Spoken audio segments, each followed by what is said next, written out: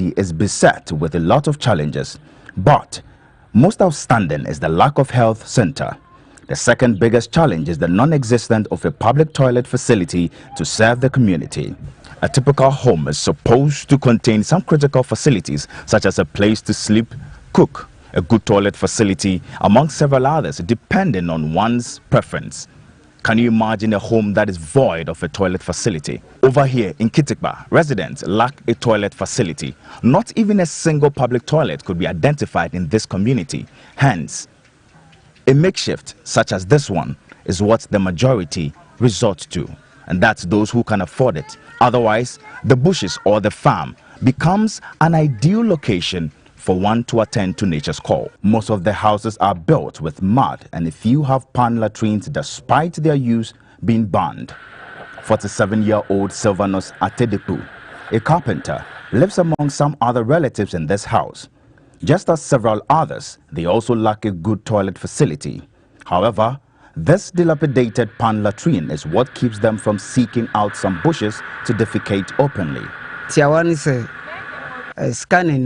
Nti yentime yena ya siliso ana yeri cement be shemu nti just yena sa answer nti ye ha ono. Not so far from Atedepu's compound is this 54-year-old woman, Vic Atopre. Vic, on the other hand, had started to put up a toilet facility in her home, but had to give up on that project due to financial constraints. Mila fojiawo niwa boga ado block dejo atu for agbel yata fojia chifia mega boga etichele efudenami yakunye biabo problem le fudenami. And so the absence of a public toilet means residents without pan latrines in their homes have to find alternative means when pressed to attend nature's call. And often it is the nearby bushes or farms that are at the receiving end of habits of open defecation without thinking of the health implications. We caught up with young Adam, who had just finished his own thing. Me afoje me in the stadium tunnels which ja me and sa do me la ada so scorpion ado no na paka wata do eta me le kuku de na kufa ro na pe na public toilet le Kitikba. The community allocated this parcel of land to an NGO about a year ago to construct a public toilet. The project is yet to see the light of day. The young leader of Kitikba, Sheri Etu, sent a passionate appeal to government. It worries a lot because in this whole community, we didn't even have any toilet facility in our midst here. Unless if you have it in your house, that ends it. Without that, then we need to go to bush. We plead with them that they should assist us. The Minister of Sanitation, Water and Resources, Joseph Kofi Adda, as part of effective measures to address open defecation and improve sanitation, revealed that 1 million toilet facilities would be constructed in various homes across the country. We can only hope Kitikba will be one of the beneficiary communities. Joshua Nanakwame Ayira, GH1 News, Kitikba.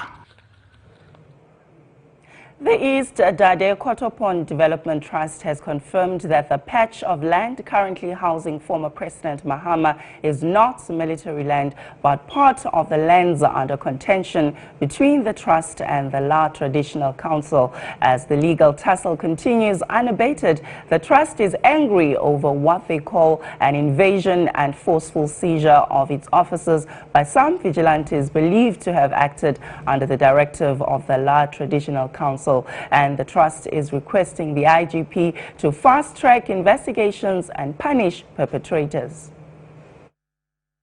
Between the East Dade Kotopon Development Trust and the La Traditional Council regarding the rightful owners of the stretch of land situated behind the Ghana International Trade Fair Authority in a suit number L353/97. The East Dade Kotopon Development Trust on November 16, 2017 encountered what they describe as an invasion and seizure of its offices and the eviction of its entire staff by 25 heavily armed men. Speaking at a press conference, the Executive Secretary of the EDDT, Emmanuel Odoi Yamo, called the action unlawful because the case is before the High Court and the Court of Appeal. He therefore appealed to the Inspector General of Police, David Asante Apiotu, to expedite investigations into who ordered the unlawful seizures. The East Dadekotopon Development Trust has expressed utmost disgust at the invasion and forceful seizure of its offices as well as eviction of its entire staff by some land guards and vigilante groups. We are therefore calling on the Inspector General of Police, the IGP, to act speedily as a matter of urgency to conduct thorough investigations into the misconduct of its personnel.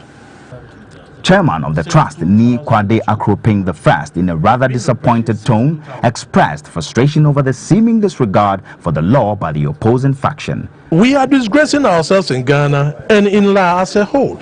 Right?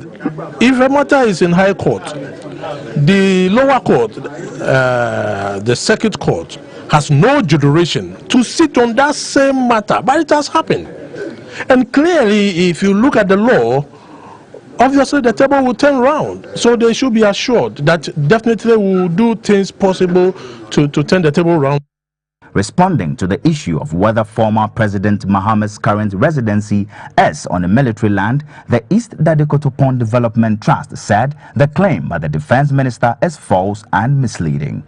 It would be recalled that at a Meet the Press series last week, the Defense Minister Dominic Nitiwo condemned John Mahama for occupying military land instead of holding it in trust for the military. But Odoyamo said the trust is the original owner of the land after it won a case against the military. Used to be military training grounds, a proposal. We took the military to court and had judgment and had it removed. So the land as we speak is land by which the East Dadekotopon Development Trust has been granted land title certificate over it. It is not military land. The Executive Secretary, Emmanuel Odoyamo, assured Ghanaians that the trust is still open to sell out lands to interested persons. He therefore cautioned the public to beware of fraudulent people claiming ownership of the land. The public is hereby cautioned to be wary of fraudsters and avoid purchase of any land or property under the jurisdiction of the East Dadekotopon Development Trust from any of these vigilantes purporting to be a trustee or any entity that has been instituted parallel to the EDDT. Finally, we urge all who have duly acquired landed properties and or own houses with relevant documents from the East Dadekotopon Development Trust to remain calm. The East Dadekotopon Development Trust was established under a trust deed on April 10, 2002, pursuant to a consent judgment obtained from the High Court. The trust was thus incorporated with a certificate number X0826 on September 11, 2002, and subsequently issued with a land title registration certificate number GA19310 on October 2, 2002, granting it the ownership and jurisdiction over the stretch of land at the Ghana International Trade Fair. The Ghana Health Service is giving itself 10 days to declare the H1N1 viral influenza outbreak at the Kumasi Academy School completely eradicated. The number of students that have been documented to have contracted the disease stands at 85, with 11 still on admission. The Ashanti Region Directorate of the Health Service gave the details in a short media conference held in Kumasi on Tuesday. The Regional Health Service Directorate sought to improve information flow and to demystify some misconceptions being circulated about the H1N1 viral influenza outbreak. The disease, which broke out at the Kumasi Academy Senior High School, triggered some emergency intervention. It was disclosed that the number of students who had contracted the disease currently stands at 85, with 11 still on admission at the KNUST Hospital, the Kumasi South Hospital, the Menchia Government Hospital, and the Komfo-Anokye Teaching Hospital. Speaking to GH1 News, the Ashanti Regional Director of Health, Dr. Emmanuel Tinkurai, noted that for the past 2 days, they had not recorded any new cases of the disease. He is giving some positive indication that the disease can be declared eradicated if the trend remains same in the next 10 days. The maximum incubation period is 5 days. So if you want to make sure that you've actually broken the transmission, then you have to double the incubation period. So if the incubation period for H1N1 is 5 days, when you multiply by 2, then it's 10 days. So after 10 days, if we no more record any new case, then we know that the epidemic is almost over. Dr. Emmanuel Tinkorine also indicated that they are still doing contact tracing to ensure the disease hasn't been carried to the general population, especially when some parents rush to pick their children following the deaths of the 4 students. We don't know. Most probably, even if we're able to address the problem in Kumaka, it's likely that maybe the infection may reappear somewhere.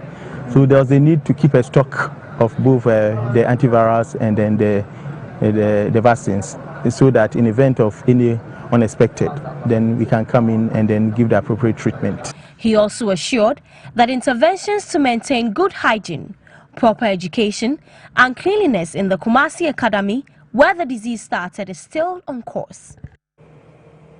The ECG's project office at Circle is now free of the thousands of people who massed up there to demand a solution to their electricity problems.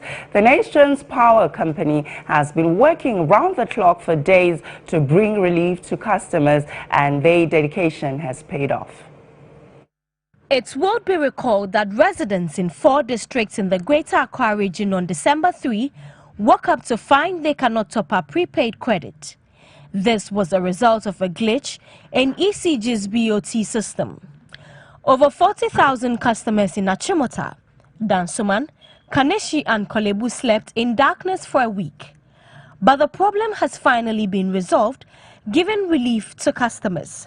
We wish to state that we have substantially resolved the BOT challenge. Customers should therefore visit their district offices. Our district offices, that is Kaneshi, Kolebu, Dansoman, Achimota, to do normal business with ECG. BOT customers should please know that the 40 cards are reactivated only once. And after the reactivation, you can purchase electricity at all vending points. Only about 10 people could be spotted at the ECG project office on Tuesday afternoon who had come in to either buy credit, reactivate their non-functional cards, or make enquiries. I was supposed to go and get credit on my prepaid card, and when I got there, I was told I have to come and activate my card before I can get credit on it. Oh, no situation there. Like I said, last week, no, nipa no, ne dosu pa, ne yasem keto, but ne die, we say BBI da no form live BBI ko ne kwan so. Be ne na me buy na mo say BBI fine. But last week, Samuel Lancelot Boating of our news desk interacted with the general manager of the Revenue Protection, Engineer David Asamoah. Now you can see that we don't have queues here because we've been able to put measures in place and people are buying. Okay, but I can see a number of people who are coming here. What are they coming here to do? Yeah, if since the issue occurred, this is the first time you are buying, we update your card. So they are just coming for card updates, then they can buy. He also wanted to know how ECG was planning to forestall a recurrence of the system failure that had plunged thousands into darkness. Let's look at the way forward. This situation pounced on you unannounced. Going forward, what are you going to do so that such a problem doesn't, arise? Yeah, thank you very much. The situation that came in, we call it unexpected, unannounced issue that came. What we've put in place is that now we've got a lot of experience from this happening. So management will sit down and they will have what we call a crisis management team in place, permanent, so that in case we have some of these things, we'll be able to stop them on time. The Accra Regional Police Command is to deploy 3,000 police officers to key identifiable threat areas in the national capital, Accra. This, according to the commander of the Accra Regional Police Command, DCOP George Alex Mensah, is to help reduce crime and violent activities during the Yuletide.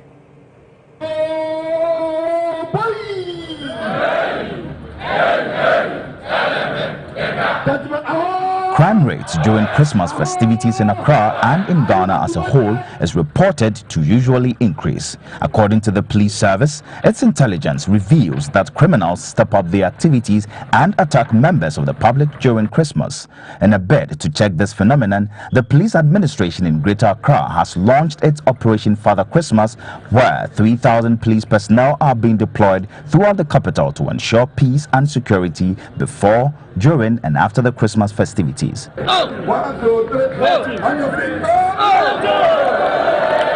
The Operation Father Christmas, which was commenced in 2010, is used to roll out security arrangements to battle crime and ensure an incident-free Christmas. Speaking at the launch of the operation, DCOP George Alex Mensah made it known that by this activity, the police are sure to deter criminal activities and frustrate the operations of criminals as they leave no stone unturned. Police officers will be visible in communities and residential areas, religious and special events, entertainment centers, shopping centers, commercial hubs, market areas, lorry stations, bus stops, notable areas for street robberies, pickpocketing, and other violent crimes, among others. Not forgetting our usual fight against land guards. The commander stated that the region is also deploying 50 more motorbike patrol teams to augment the efforts of those already in the system to counter criminals who dare to commit crime with motorbikes during this Christmas. A review of crime trends this year shows rampant use of both registered and unregistered motorbikes to commit crimes. These criminals, through their operations, have attacked persons and shops, phone card vendors, utility sales points, and similar business outlets. The police has never stopped policing communities and residential areas. What the police will do during this festive season is to increase police presence and assure the public of our readiness to protect them even at the peril of our lives. Although the police have assured the general public of safety during the festivities, it has asked Ghanaians to take their personal security more seriously as the season approaches. Similar operations are, however, ongoing in the regional capitals across the country.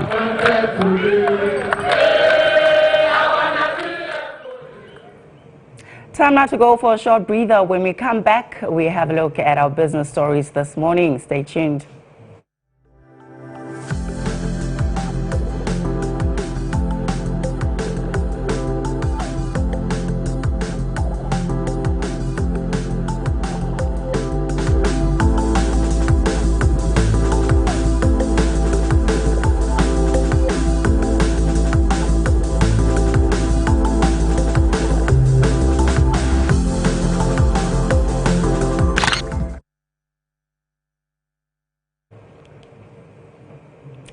Unionized workers at Goldfields Ghana Limited Takwa Mine have vowed to resist any form of attempts to lay over 1,700 workers off. But head of West Africa region and executive vice president at Goldfields Limited, Alfred Baku, says the move is the only option to keep the mine profitable within the next 6 years. The retrenchment exercise, which is expected to kickstart in about 2 weeks, is widely expected to affect workers at the Takwa mines, which currently employs over 2,000 mine workers. Executives of Goldfields explained that they had to undertake the layoffs due to the current life of the mine, which stands at between 5 to 6 years. Change is always something that when it comes across, people resist it.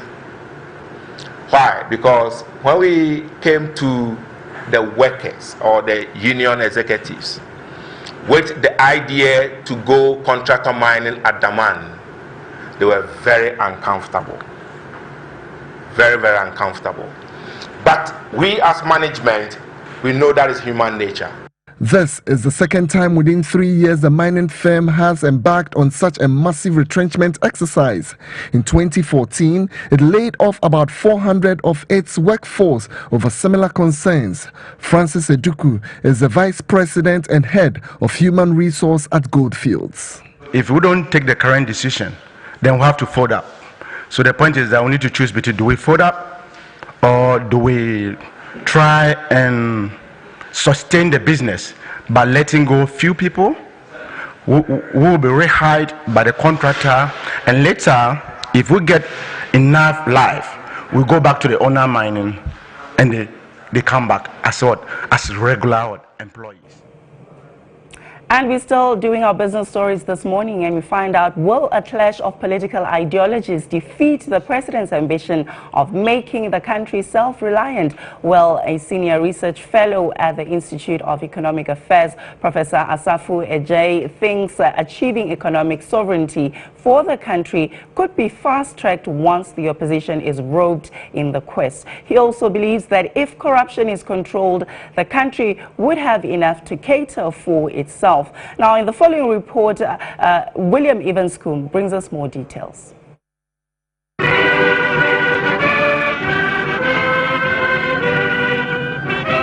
By 1957, Ghana had achieved political independence. Extrication from colonial powers was also expected to grant the country total emancipation. Ghana, your beloved country is free forever. However, 60 years down the line, economic independence largely remains a mirage.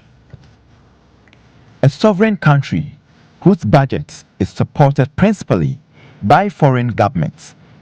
But President Akufo-Addo wants to change the narrative.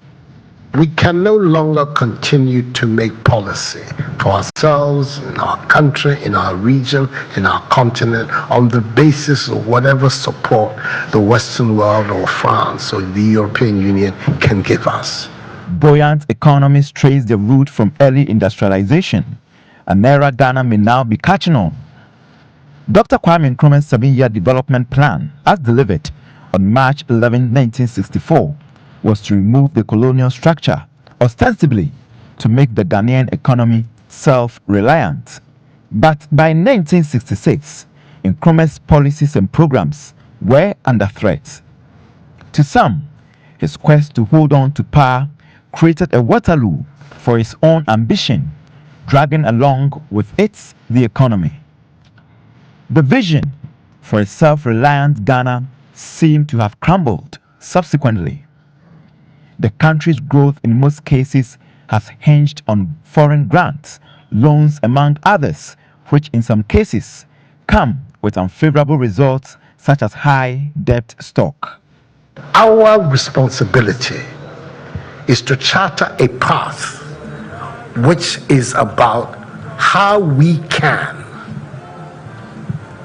develop our nations ourselves.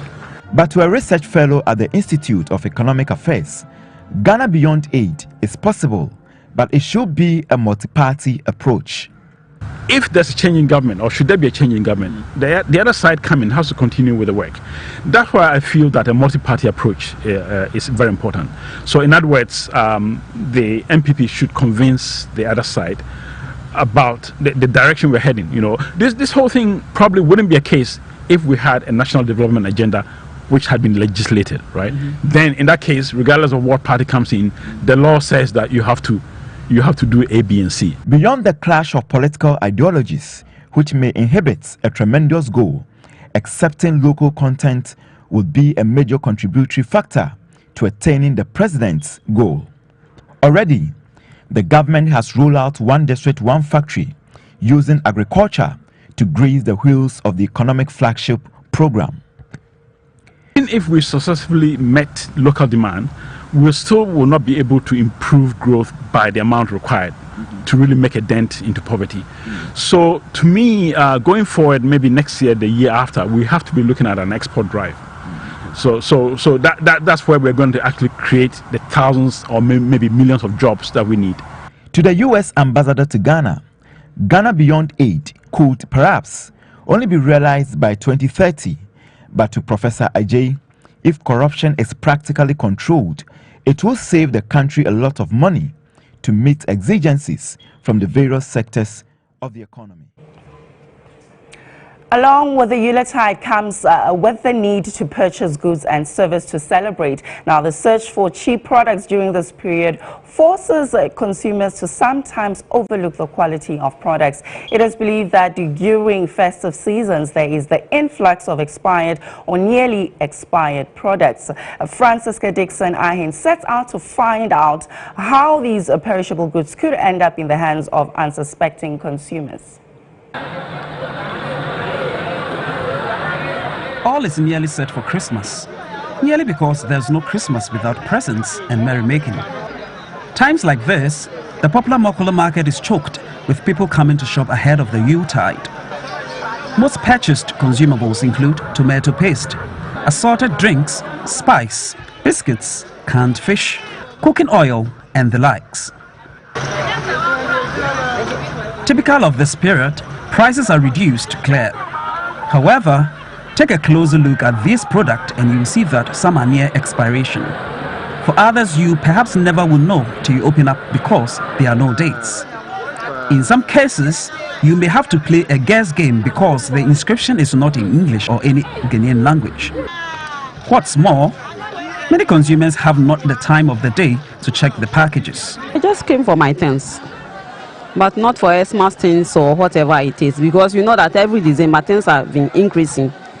So I'm just for my things to buy to go and sell it, but not for any other things. Yeah, share expiring date. Date or any date expire. Inti say bronya ni ebi anaka be 3 months. Inti ube make sure say be sasa Sunday say unfa nko bola. Akotuni say na ye share expiring date ni. The expiring date ni was rupa onu na ye fa. Say nis rupa onu de pa enu dongo mi. Na san wo kuromu. While the law does not bar traders from selling products that are nearing expiration, Clifford Moses says he can't take anything for granted. Very wholesome. You can see the dates. We just brought in, and it's 2019. So you have a whole year ahead of you to consume all these products.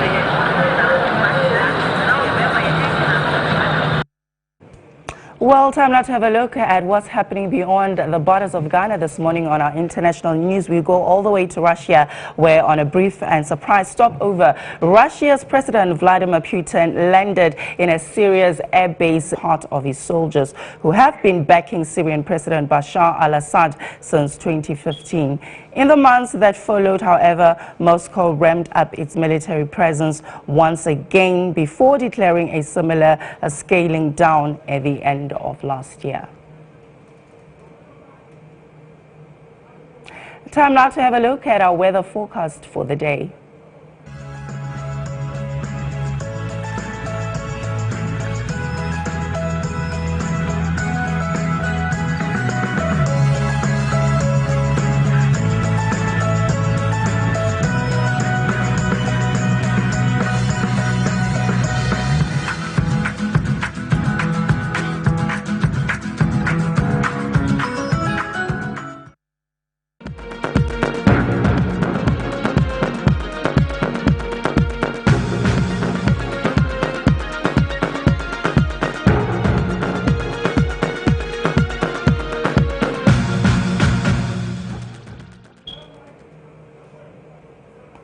And this brings us to the end of our news bulletin this morning. Thank you so much for tuning in. You go ahead, of course, and have a splendid day ahead. There's more still to come on GH Today with Beiswa, of course, standing by to give you more on that. Beiswa, hi, good morning. Rato, good morning. Yeah, you're looking great. Yeah, thank you. Likewise. So how's the countdown towards Christmas going there for you?